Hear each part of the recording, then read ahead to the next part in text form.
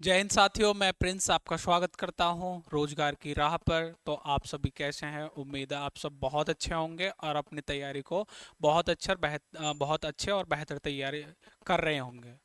तो हम लोगों ने जो कल या फिर हम बात करें परसों जो हमारी क्लासेस हुई थी, तो वो क्या हुई थी? हमारी क्लासेस हुई थी लास्ट नागरिकता के ऊपर। तो नागरिकता के बारे में हम लोगों ने सब कुछ जाना, सब कुछ देखा कि कैसे हम नागरिकता प्राप्त कर सकते हैं, भारतीय नागरिकता कैसे त्याग सकते हैं। तो ये सारी चीज़ें कब कब अमेंडमेंट हुए, या फिर हम संशोधन की बात करें तो कब कब संशोधन हुए।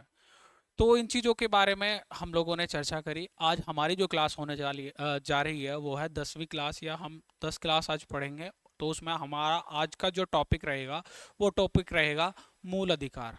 भारतीय संविधान में मूल अधिकार, हमारे अधिकार क्या है और मूल अधिकार क्यों है भी? ऐसा माना जाता है कि विद्वान लोगों का कहना था कि किसी व्यक्ति के या फिर किसी नागरिक के कोई भी अगर मूल अधिकार नहीं है तो वो एक पशु के समान माना जाता है। तो सबसे मोस्ट इम्पोर्टेंट, अगर कोई संविधान में मोस्ट इम्पोर्टेंट कोई टॉपिक पूछे एग्जाम पॉइंट ऑफ व्यू से, तो मैं आपको कहना चाहूँगा कि वो सबसे ज़्यादा जो मोस्ट इम्पोर्टेंट है वो होंगे हमारे होंगे, क्या होंगे जी? मूल अधिकार।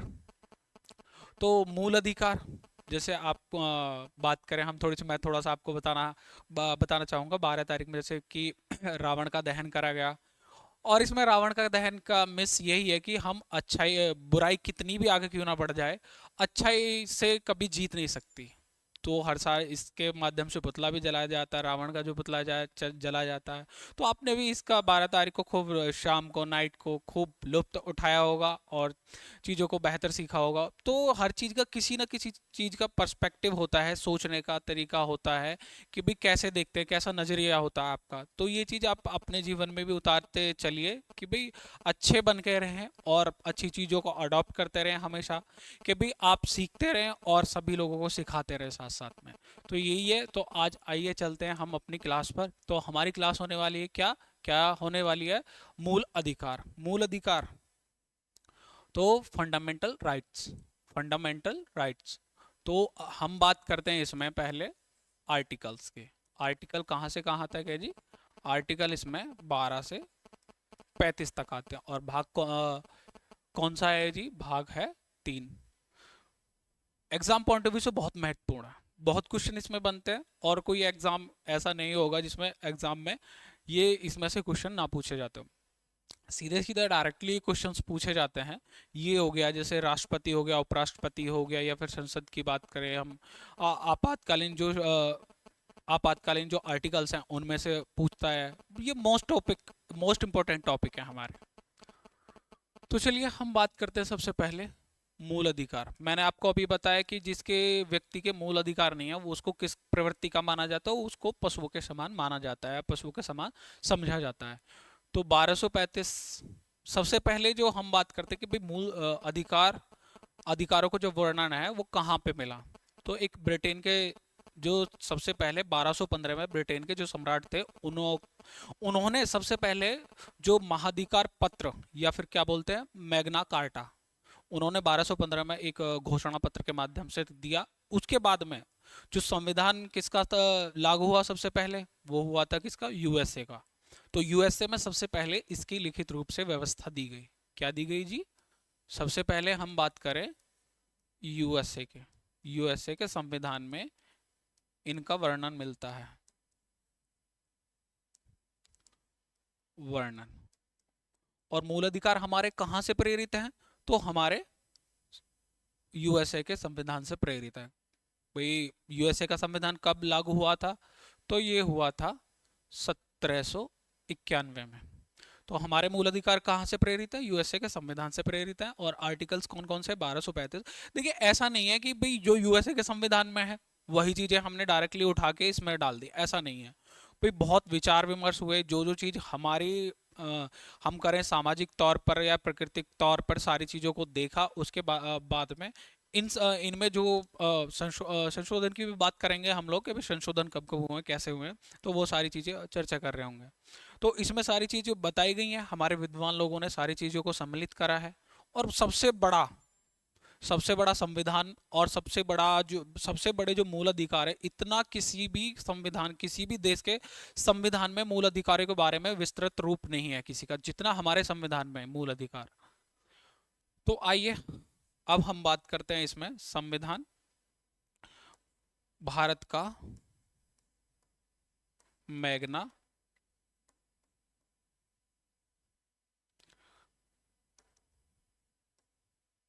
मैग्ना कार्टा, या इसे बोले हैं महाधिकार महाधिकार पत्र। किसे कहा जाता है? तो वो कहा जाता है भाग 3 को, मूल अधिकारों को। आर्टिकल्स मैं बता ही चुका हूं आपको। इसके बाद में हम बात करते हैं भाई, ऐसा भी होगा ना, जैसे मैंने आपको बताया कि संविधान सभा की मांग कहाँ उठी सबसे पहले, तो मैंने और भी चीज आपको बताई कि भाई सबसे पहले मांग किसने उठाई इन चीजों की, मूल अधिकारों की मांग बात करें तो किसने उठाई थी? ये उठाई थी जी सरदार पटेल ने, मूल अधिकारों की मांग। मूल अधिकारों की मांग, किसकी बात करें हम? मूल अधिकारों की मांग की बात कर रहे हैं। भाई हर चीज की मांग उठती है ना, तो कहाँ, जैसे इंडियन नेशनल कांग्रेस का अधिवेशन होता है 1931 में, कराची अधिवेशन 1931 में, कराची अधिवेशन।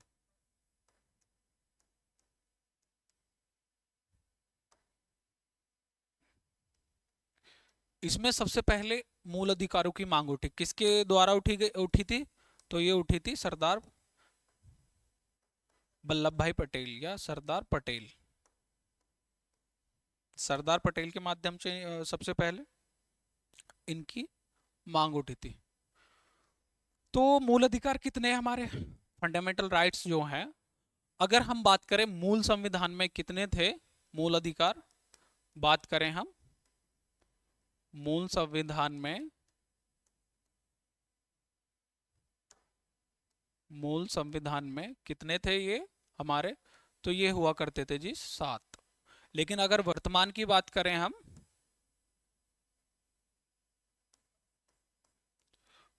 वर्तमान की बात करें, कितने हैं जी? 6। जी भैया 6 कैसे रह गया? एक जो संपत्ति का अधिकार था आर्टिकल 31, उसको 44वें संविधान संशोधन द्वारा 1978 को इसको हटा दिया गया। क्यों हटा दिया गया ये भी मैं आपको बताऊंगा आगे, जब जब इसको हम पढ़ रहे होंगे, क्यों हटाया गया, क्या दिक्कत आई संपत्ति के अधिकार को हटाने की, क्या ज़रूरत पड़ी, तो मैं आपको आगे चर्चा करूँगा। अभी फ़िलहाल हम इन चीज़ों पर चलते हैं, तो मैं आपको लिखवा देता हूँ, आप लोग ये सारी चीज़ें नोट करते रहिए, कॉपी पेन लेके बैठिए हमेशा, और चीज़ों को लिखते चलिए, ताकि इनको आप ना जब कभी अपनी भाषा में लिखते हैं या अपने हाथों से नोट्स बनाते हैं प्रॉपर, उसको पढ़ने में बहुत आसानी होती है। और पढ़ने के आसानी का मतलब यही है कि आपको चीज़ें बहुत जल्दी रिकॉल हो जाएं अपने हाथों से। नहीं, मान लीजिए इनकी मैं सारे सबकी पीडीएफ बनवा के आपको दे दूँ, आपको मेरी चीज़, मेरी भाषा या मेरी लैंग्वेज हो सकता है आपको थोड़ी बहुत इनमें लिखी हुई अटपटी सी लगे, कुछ समझ में ना आए, तो इसलिए हमेशा कभी भी अपने प्रॉपर नोट्स बनाएं। तो हम बात करते हैं किसकी जी? मौलिक अधिकारों की। मौलिक अधिकार या मूल अधिकार या फंडामेंटल राइट्स कितने हैं हमारे? 6। हम बात करते हैं नंबर 1 की। नंबर 1 पे क्या आता है? समानता का अधिकार।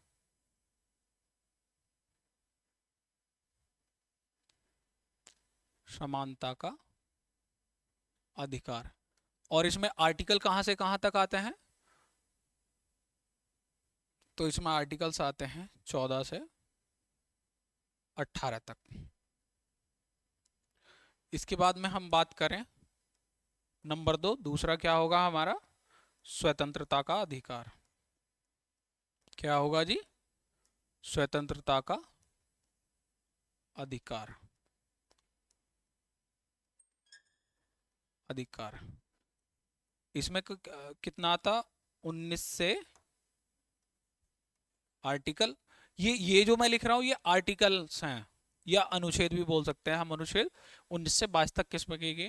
स्वतंत्रता का अधिकार जो दिया गया है, इसमें कितनी स्वतंत्रता है? जैसे 19 19 में बात करें, 19 ए में बात करें, 6 स्वतंत्रताओं के बारे में बात करी गई है। और हम बात करते हैं जैसे 21, आर्टिकल 21 में हमें 6 अधिकार प्राप्त हैं कि हम क्या क्या कर सकते हैं। तो वो सारी चीजें किस में करी गई हैं? वो करी गई हैं हमारे आर्टिकल 21 और 19 में। और जैसे आपातकाल होता है तो मूल अधिकारों को निलंबन होता है, लेकिन आर्टिकल 19 और सॉरी आर्टिकल जैसे हम बात करते हैं आर्टिकल 20 और 21, ये निलंबित नहीं होते। ये व्यवस्था मूल संविधान में नहीं थी, लेकिन जब जैसे ही बाद में इसका संशोधन हुआ, संशोधन के माध्यम से हुआ, तो इसको जोड़ा गया इस नियम को। तो हम बात करते हैं किसके जी? थर्ड थर्ड हम बात करते हैं शोषण के विरुद्ध अधिकार।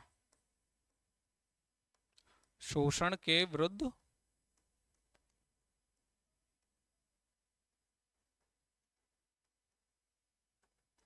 अधिकार,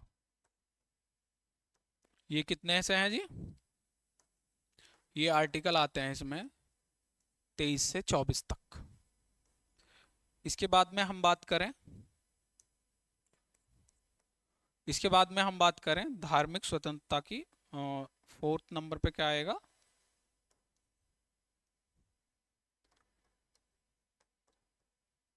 धार्मिक स्वतंत्रता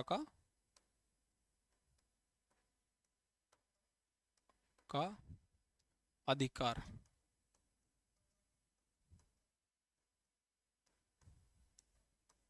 ये कितने से होगा? 25 से 28 आर्टिकल्स क्या होंगे? 25 से 28। शोषण के विरुद्ध अधिकार का क्या मतलब है कि जी शोषण के विरुद्ध अधिकार का मतलब है कि आपके आपके साथ में जैसे कोई शोषण होता है, बलात्कार पे कोई लगा जाता है, आपको कोई मजदूरी करके मजदूरी नहीं देता, वो किस में आएगा? सारा कुछ वो आएगा शोषण के विरुद्ध अधिकार। आप कहाँ जा सकते हैं? और ये भी आपको पता होना चाहिए, अगर आप में आपके जो ये मूल अधिकार हैं या हमारे जो मूल अधिकार हैं, हमारे मूल अधिकारों को कोई हनन होता है तो हम डायरेक्टली कहाँ जा सकते हैं? हाई कोर्ट या सुप्रीम कोर्ट जा सकते हैं। अन्यथा हम किसी और चीज को लेके हम डायरेक्टली ना हाई कोर्ट में जा सकते हैं ना सुप्रीम कोर्ट में जा सकते हैं। कहाँ जाएंगे हम? सबसे पहले जाएंगे जिला जिला न्यायालय, या क्या हम बोलते हैं अधीनस्थ न्यायालय। लेकिन इसमें इनका हनन होता है तो हम कहाँ जा सकते हैं? डायरेक्टली सुप्रीम कोर्ट या हाई कोर्ट। सुप्रीम कोर्ट में रिट जारी करता है तो उसके बारे में हम पढ़ रहे होंगे, किसके अनुसार करता है? 5 रिट जारी करता है, वो आर्टिकल 32 के अनुसार करता है। और अगर बात करें हम हाई कोर्ट की, तो हाई कोर्ट कौन से आर्टिकल के तहत 5 रिट जारी करता है? तो वो करता है आर्टिकल 226 के माध्यम से। इसके बाद में हम बात करते हैं संस्कृति एवं शिक्षा का अधिकार, संबंधित अधिकार। जो हम 5 बात करते हैं, संस्कृति व शिक्षा संबंधित अधिकार। अधिकार इसकी बात करें तो इसमें आर्टिकल्स कौन कौन से होंगे? 29 से 30। इसके बाद में बात करें, एक मैंने आपको बताया कि भाई 7 आर्टिकल हैं, तो छठा कौन सा आ गया? संपत्ति का अधिकार का अधिकार। ये कौन सा था? आर्टिकल 31। लेकिन क्या हुआ? 44वां संशोधन अधिनियम, संविधान संशोधन अधिनियम 1978, संशोधन अधिनियम 1978, इसको विधिक अधिकार बना दिया गया। विधिक अधिकार में भी आर्टिकल कौन सा जोड़ा गया था इसमें? जो 300 कै में इसको जोड़ दिया गया था। तो अभी फिलहाल ये संपत्ति का अधिकार जो हमारा फंडामेंटल राइट्स है या मूल अधिकार नहीं है, तो इसको लेकिन आप लिख लीजिए। इसके बाद में हम बात करते हैं फंडामेंटल राइट्स 7 की, संवैधानिक संवैधानिक उपचारों का अधिकार।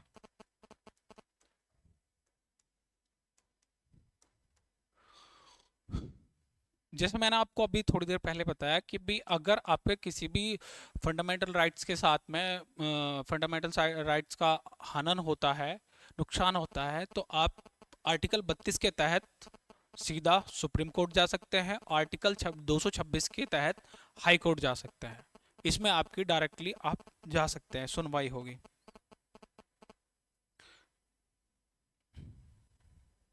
तो उसके बाद में हम बात करते हैं जैसे आर्टिकल्स, ये तो हम पढ़ेंगे इसमें कौन कौन से क्या क्या चीज़ें हैं। तो सबसे पहले हम बात कर लेते हैं आर्टिकल 12। आर्टिकल 12 इसमें क्या है जी? इसमें दी गई है राज्य की परिभाषा। क्या है जी इसमें? राज्य की परिभाषा। राज्य की परिभाषा क्या क्या मतलब है? जैसे संघ की कार्यपालिका क्या क्या है? संसद इनको इसमें विनियमित कर सकती है। संघ कोई राज्य क्षेत्र है उसमें घटा बढ़ा भी सकती है अधिकारों को, मतलब जो भी चीज़ हमारी, मैंने आपको पीछे भी बताया, जो हमारा अधिकार है, जो विधायिका कौन है हमारी, जैसे सरकार होती है, जो कार्यपालिका, न्यायपालिका, तीन चीजें, तीन होती है हमारी। क्या होती है? विधायिका, न्यायपालिका और कार्यपालिका।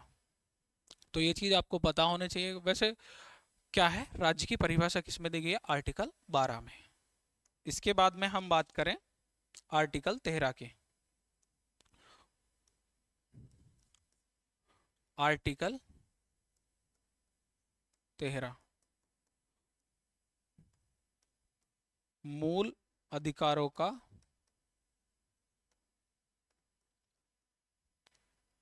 अधिकारों का, मूल अधिकारों, कोई कानून, जैसे हम बात करें कोई कानून, कोई कानून उल्लंघन करता है, उल्लंघन करता है, तो वह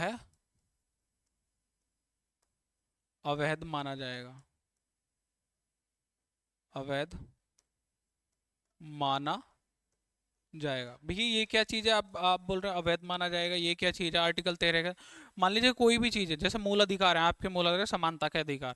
अब इसमें कोई कानून बना दिया कि भाई समानता का अधिकार आपका आपका मतलब कि इनके ऊपर प्रभावी नहीं होगा, या किसी चीज़ के ऊपर प्रभावी नहीं होगा, तो वो मूल अधिकारों के जो कानून बनेगा वो भी अवैध माना जाएगा। इसकी संज्ञा या हम बात करें इसका निर्णय कौन करेगा? तो इसका निर्णय करता हमेशा हमारा सुप्रीम कोर्ट या सर्वोच्च न्यायालय या उच्चतम न्यायालय हम बोलते हैं इसे। तो संविधान की जो व्याख्या करने का अधिकार है वो किसको है? वो है सिर्फ और सिर्फ संविधान, और वो उच्चतम न्यायालय को। तो चलिए इसके बाद हम बात करते हैं हमारे, मैंने आपको बताया, फिर बात करते हैं हम, आता हमारा आर्टिकल समानता का अधिकार। समानता का अधिकार क्या है जी?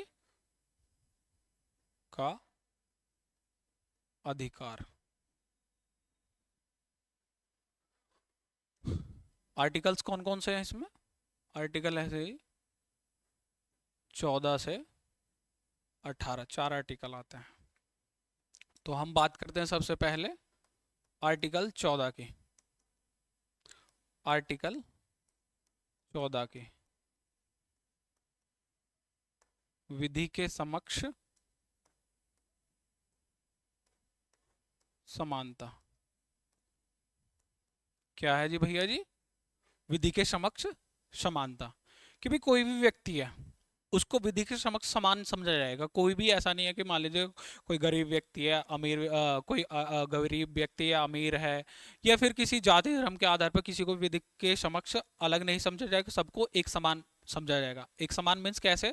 अगर मान लीजिए कोई आप क्राइम करते हैं या फिर कोई भी क्राइम करता है, उसको चाहे वो अमीर है या गरीब है, वो सबको सेम समझा जाएगा और सेम ही सजा दी जाएगी। ये नहीं है कि अगर आप गरीब हैं या हम गरीब हैं, कोई दूसरा व्यक्ति अमीर है उसको अलग सजाओगे और हमको अलग सजाओगे, ऐसा बिल्कुल नहीं है। तो किसके समक्ष समझा जाएगा? आर्टिकल 14 के तहत जो विधि के समक्ष समानता दी जाएगी। इसके बाद में हम बात करें आर्टिकल 15। जाति, मूल वंश, धर्म, जन्म स्थान, जन्म स्थान, इसके विभेद में हम बात करें कि भी जाति, मूल वंश और धर्म और जन्म के स्थान पर किसी का भी भेदभाव नहीं किया जाएगा। क्या नहीं किया जाएगा? भेदभाव। भेदभाव नहीं किया जाएगा। क्या नहीं किया जाएगा भैया जी? भेदभाव। जैसे भेदभाव की बात करें, मान लीजिए किसी की जाति कोई है और किसी की जाति कुछ है, तो उसमें क्या होगा कि भाई अक्सर आपने देखा होगा जाति धर्म का, लेकिन संविधान में ऐसा बिल्कुल नहीं है। संविधान में ये सभी को समानता का अधिकार देता है कि भाई जाति धर्म या जन्म स्थान के ऊपर, मान लीजिए कोई कहीं से आया, कोई दूसरे राज्य से, कोई तीसरे राज्य से, कोई बिहार से है, कोई उत्तर प्रदेश से है, कोई हरियाणा से है, कोई जम्मू कश्मीर से है, तो उनको जन्म स्थान या लिंग या जाति, लिंग लिंग की भी लिख देता हूँ मैं यहाँ, लिंग, इनको किसी भी भेदभाव नहीं किया जाएगा। भेदभाव का प्रतिषेध। इसके बाद में बात करें हम लोक नियोजन के विषय, क्या बात करें हैं? आर्टिकल 16, लोक नियोजन, नियोजन के नियोजन के विषय में अवसर की समानता। क्या है जी? अवसर की समानता। क्या है जी? आर्टिकल 16 में आर्टिकल 16 की बात करें, लोक नियोजन के विषय में अवसर की समानता। मान लीजिए कोई भी ऐसी गवर्नमेंट जॉब है जहां पर आप, मान लीजिए अभी जिस चीज़ की तैयारी कर रहे हैं, तो जिस चीज़ की आप तैयारी कर रहे हैं उसमें आपको किसी भी जाति, धर्म या लिंग के आधार पर, या बात करें हम लोक नियोजन के किसी भी अवसर में, उसमें आपका भेदभाव नहीं किया जाए, सबको एक समान समझा जाएगा, कोई भी अप्लाई कर सकता है। इसके बाद में हम बात करें, वो कहीं का भी हो सकता है, तो भारत में कभी की किसी के भी राज्य का हो सकता है, तो सबको समानता का अधिकार किसके, जो लोक नियोजन यानी कि जो गवर्नमेंट जॉब्स हैं इनकी बात करें तो हम वो किसके माध्यम से, तो वो आर्टिकल 16 के माध्यम से समान समझा जाएगा, समान अवसर अ, अवसर दिए जाएंगे। ठीक है, इसके बाद में हम बात करते हैं आर्टिकल 17 की। आर्टिकल 17, अस्पृश्यता,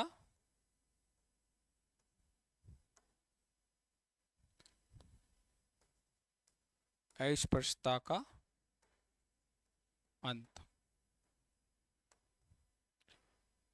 अनटचबिलिटी। क्या है जी ये?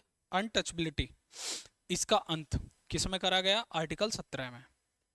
क्योंकि अस्पृश्यता का अंत क्या है कि बहुत ज़्यादा भेदभाव होता है, कि मान लीजिए आप अछूत की बात करें कि अछूत है ये, तो इसमें सारी चीज़ों को क्या गया कि आपको अधिकार है समानता का अधिकार, समानता के अधिकार में भी आपको क्या गया? आर्टिकल 17 के माध्यम से अस्पृश्यता का अंत, अनटचबिलिटी का खत्म होना, खत्म कर दिया जाना। इसके बाद में बात करें हम,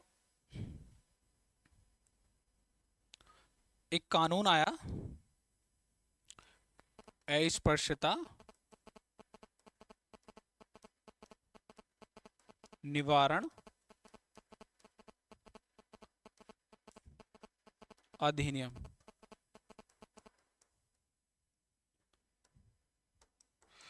1955 में।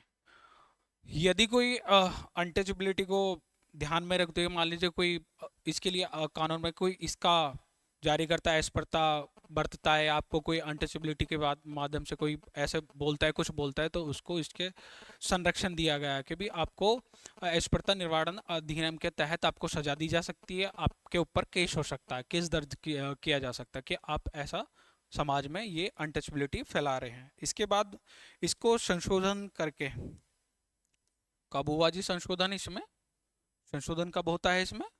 अगर हम बात करें संशोधन की, संशोधन कब हुआ? 1976। इसमें क्या नाम कर दिया गया? सिविल अधिकार संरक्षण। कब किया था ये? 1976 में। तो उसके बाद में हम बात करें, इसका क्या नाम रख दिया गया? सिविल अधिकार संरक्षण। मैंने आपको इसके बारे में बता दिया है। इसके बाद में हम बात करते हैं आर्टिकल 18। आर्टिकल 18 किसकी बात करते हैं जी हम? आर्टिकल 18 उपाधियों का अंत।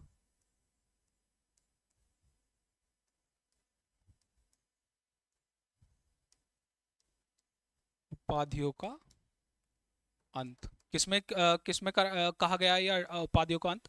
तो आर्टिकल 18 में कहा गया है। क्या क्या गया है इसमें? उपाधियां सिर्फ दो क्षेत्र में, जो मूल संविधान में बात करते हैं हम, अगर मूल संविधान की बात करें तो सिर्फ दो क्षेत्रों में दिया जाता था। कौन से में? एक सेना में और दूसरा शिक्षा में। सेना में क्या था? एक तो था परमवीर चक्र, मैं शॉर्ट में लिख देता हूं, परमवीर चक्र, और दूसरा था अशोक चक्र। अशोक चक्र। और शिक्षा में दिया जाता था। ये मूल संविधान में थे। जब वो मूल संविधान में थे तो उसके बाद में 1954 में जवाहरलाल नेहरू सरकार ने क्या हुआ कि ये फिर जैसे भारत रत्न हो गया, पद्म विभूषण हो गया, पद्म श्री हो गया, पद्म भूषण हो गया, इनको ये इस्टेब्लिश करते हैं। ठीक है। लेकिन अगर क्वेश्चन ये पूछा जाता है कि आपको कि मूल संविधान में जो उपाधियां थी वो दी जाती थी वो कौन कौन से में, तो वो सिर्फ सेना और शिक्षा में दी जाती थी। इसके बाद में हम बात करते हैं 1954 की।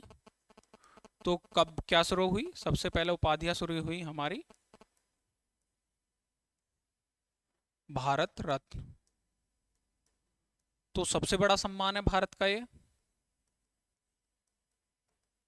सबसे बड़ा सम्मान, सम्मान भारत रत्न। उसके बाद में आता है हमारा पद्म विभूषण। उसके बाद में हमारा आता है क्या? पद्म भूषण। उसके बाद में आता है हमारा पद्म श्री। ये चार उपाधियां दी जाती हैं, लेकिन ये कब कब करी गई थी? तो ये दी गई थी 1954 में, इनको लागू करा गया, और 1955 में इनके बाद में जाने लगी। तो कौन कौन सी थी? भारत रत्न, पद्म विभूषण, पद्म भूषण और पद्म श्री।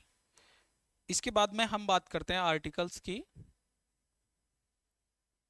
तो आर्टिकल्स आएंगे हमारे स्वतंत्रता का अधिकार। क्या आता है जी? स्वतंत्रता का अधिकार। ये आप सारी चीजें आप नोट तो कर रहे हैं ना? ये चीज नोट करके चलिए, ये चीज आपको बहुत महत्वपूर्ण है। मान लीजिए आपके लिए बहुत बहुत ज्यादा मोस्ट इंपॉर्टेंट, अगर मैं इसमें संविधान में सबसे ज्यादा पार्ट बोलूं तो वो सबसे ज्यादा यही है, मूल अधिकार, हमारे फंडामेंटल राइट्स। तो आपको पता होना चाहिए सारी चीजें। आइए उसके बाद में हम बात करते हैं, हम यहाँ से क्या पढ़ेंगे इसके बाद में? 19 से, आर्टिकल 19 से 22। आर्टिकल 19 से 22 के बाद में ये हम नेक्स्ट वीडियो में कर रहे होंगे, क्योंकि हमारा ये बहुत बड़ा टॉपिक है। इसको हम कम से कम 2 से 3 क्लासों में ख़त्म कर रहे होंगे। ऐसा नहीं है कि मैं आज एक क्लास शुरू करूं, आपको एक ही क्लास में मैं सारी चीज़ों को पढ़ा दूं। बिल्कुल नहीं है, पॉसिबल नहीं है। अगर मैं एक क्लास में कोशिश भी करूंगा तो आपके कुछ समझ में नहीं आएगा। तो इससे ज़्यादा बेहतर है कि मैं इसकी आपके लिए 2 से 3 क्लास मैं आपको प्रोवाइड करा दूँ। तो आपको पता होना चाहिए कल के लिए हम कल क्या पढ़ रहे होंगे। हम पढ़ रहे होंगे स्वतंत्रता का अधिकार। इसके बारे में हम सारी डिटेल्स में चर्चा कर रहे होंगे। और आपको वीडियो कैसी लगी, वीडियो में क्या कमी है, क्या अच्छा लगा, वो सारी भी चीज़ें आप मुझे कमेंट के माध्यम से बता सकते हैं। और अपनी पढ़ाई को अच्छे से अच्छे वे में करते रहिए। ओके। इसके बाद में मिलते हैं हम कल नेक्स्ट वीडियो में। मूल अधिकारों की नेक्स्ट वीडियो होगी हमारी। धन्यवाद दोस्तों।